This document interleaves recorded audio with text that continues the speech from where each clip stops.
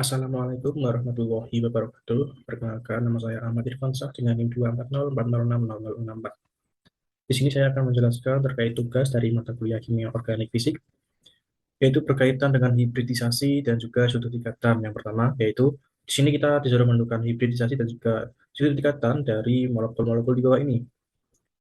Yang pertama di sini ada propana, yaitu CH3, CH2, dan CH3.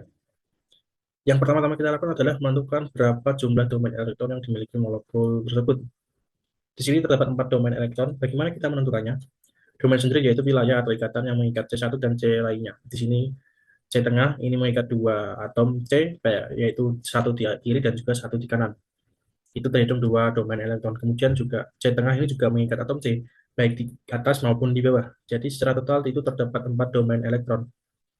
Di mana 4 domain elektron sendiri ini hibridisasinya yaitu sp3 yang memiliki sudut ikatan 109,5 derajat dan berbentuk tetrahedral.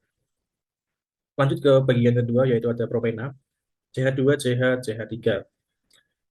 Sama seperti sebelumnya kita harus menentukan domain elektronnya terlebih dahulu. Di sini ada 3 domain elektron. Bagaimana bisa ada 3 domain elektron?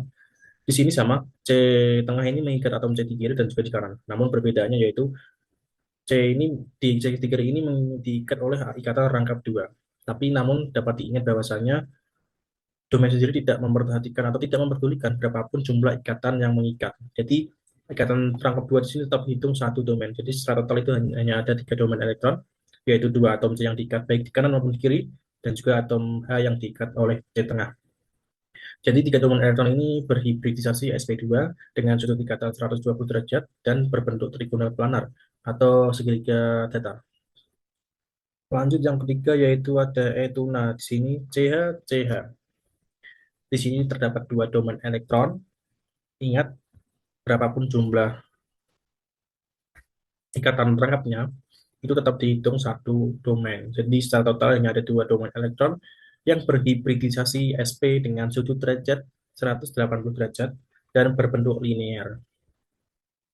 Lanjut kita ke latihan yang kedua, yaitu di sini kita disuruh menentukan pusat elektrofil dan juga pusat nukleofil.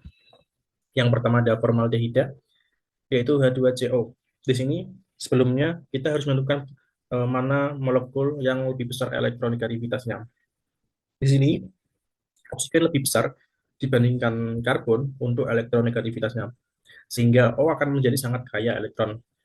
Sehingga kita simbolkan sebagai S-min, yang dia juga akan bertindak sebagai nuset atau pusat nukleofil. Sebaliknya, C juga akan kehilangan elektron yang kita simbolkan dengan S+, dan juga dia akan bertindak pusat sebagai elektrofil. Lanjut kita ke bagian kedua, yaitu ada kloroetena.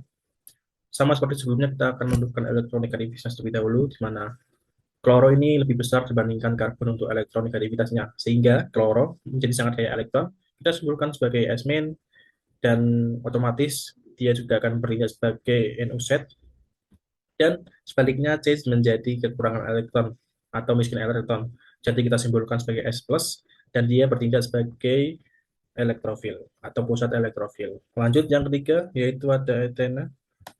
Di sini sedikit berbeda dengan yang dua di atasnya, yaitu di sini ikatannya itu simetris. Jadi kita tentukannya yaitu daerah kaya dan juga jenis penyerangnya tertarik daerah kaya. Elektronnya yaitu ikatan pi. Ikatan pi-nya ini berada di sini di awan sekitar tengah-tengah sini, baik di atas maupun di bawah. Karena ikatan di sini adalah ikatan rangkap dua yang terbagi dari satu ikatan pi dan dari ikatan satu ikatan sigma. Dan karena ikatan ini sangat kuat, sehingga ini tidak akan mudah diserang maupun menarik elektron. Sebaliknya, yang akan mudah diserang atau sangat ingin menarik elektron yaitu adalah ikatan pi yang ada di atas dan di bawah ini, yang digambarkan sebagai awan pi. Jadi, untuk daerah kayak elektron ini berada di awan baik di atas maupun di bawah. Dan jenis penyerang yang tertarik tentu saja elektrofil, karena elektrofil adalah molekul ataupun senyawa yang kekurangan elektron. Jadi jika ikatan di sini kayak elektron, pasti otomatis dia akan menarik yang kekurangan elektron. Kita analogkan seperti magnet, di mana kutub utara pasti akan menarik kutub selatannya. Seperti itu. Tidak mungkin yang kaya akan menarik yang kaya di sini seperti itu. Jadi untuk daerah ya, kaya elektron yaitu ikatan pi yang berada di atas dan di bawah yang kita simpulkan sebagai awan pi atau awan elektron di sini. Dan untuk yang diserang ataupun yang ditarik oleh yang menyerang ataupun yang tertarik adalah si elektrofil karena dia bersifat kekurangan elektron. Baik, mungkin itu saja yang bisa saya jelaskan. Apabila ada salah kata dalam penyampaian, saya mohon maaf. Terima kasih. Wassalamualaikum warahmatullahi wabarakatuh.